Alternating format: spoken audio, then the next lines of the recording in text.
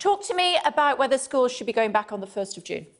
Well, I think schools should be going back if it's safe. And one of the things that schools are grappling with at the moment is whether they can safely reopen and comply with things like social distancing rules. So some primary schools in my constituency are going to go back on the 1st of June, but quite a lot aren't. And it just depends a lot on practical factors. Some of the schools are bigger, they've got more outside space, so they've been able to put in measures to do it. Others are still trying to work with the local authority to find a way to do it. My own child's school probably isn't going to go back on the 1st of June, but they're hoping to be up and running within a couple of weeks after that. So it's important to get children back into school, of course it is. And, you know, I'm like every family, I want to see my child back in school, but it's got to be safe and they've got to be able to do it right. Do you think it's safe at the moment? I think it can be. I mean, it just depends very much on local circumstances. One of the things that teachers tell me that they're really worried about is the fact that there isn't any national guidance around it. So at the moment, you've got a situation across the country where head teachers are trying to make judgments, often with the support of local authorities, which is very helpful. My own council has been really helpful and supportive to schools in trying to make sure that they get those measures in place. But even the government has accepted now that for some schools that this is going to take longer, and just giving a few weeks' notice probably wasn't the right way to go about it. We were chatting to a GP from North West London a second ago, and he was saying that he saw an increase yesterday at surgeries after the bank holiday weekend. He doesn't know whether that is because of blurring of the boundaries when it comes to lockdown rules, given what happened with Dominic Cummings, and he doesn't know whether that could result in a second spike. If it does, is it Dominic Cummings and the Prime Minister's fault?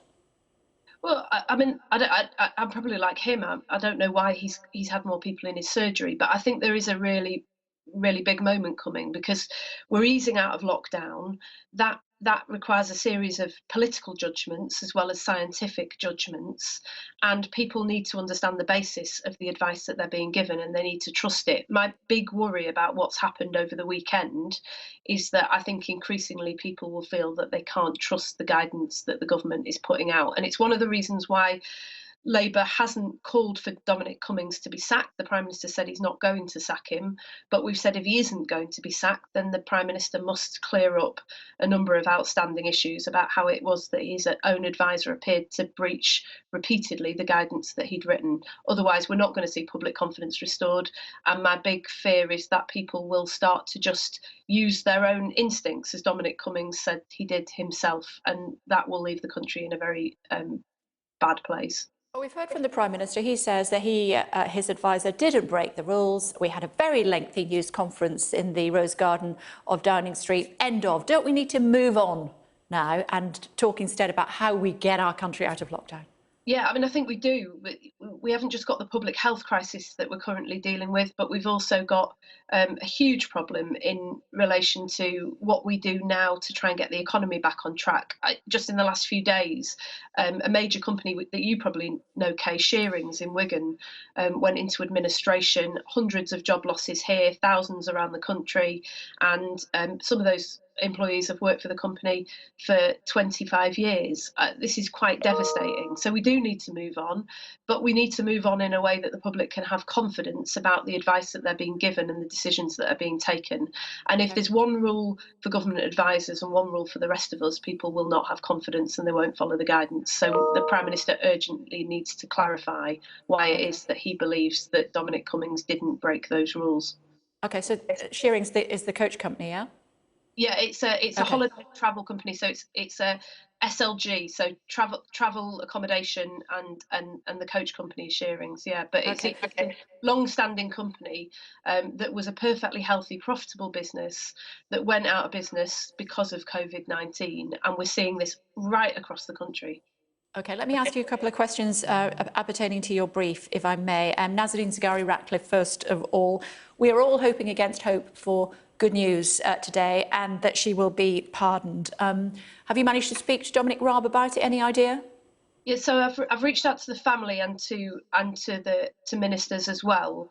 I'm really concerned about the prospect that Nazanin might be returned to prison.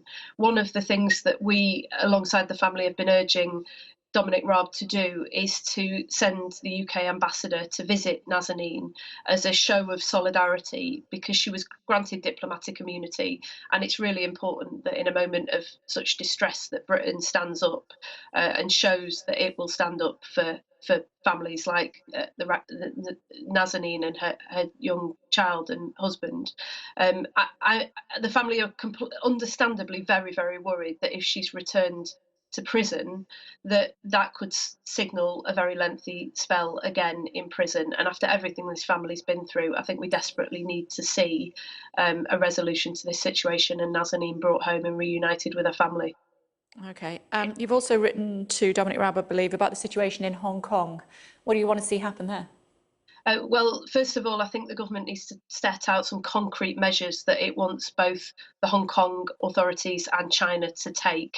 An investigation into police brutality, an independent investigation, is really, really important. You'll have seen the scenes from Hong Kong in recent days, the use of tear gas and pepper spray against pro-democracy protesters. We have a special and long-standing relationship with the people of Hong Kong, and we've got to stand up now, especially because this isn't the first time that we've seen China trying to erode the provisions set out in the joint declaration that we signed several years ago. These are the things that protect rights, freedoms, democracy, the rule of law, and these values are the basis of our international alliances around the world. We've seen with COVID-19 how important those alliances are. We cannot afford to let them be eroded now.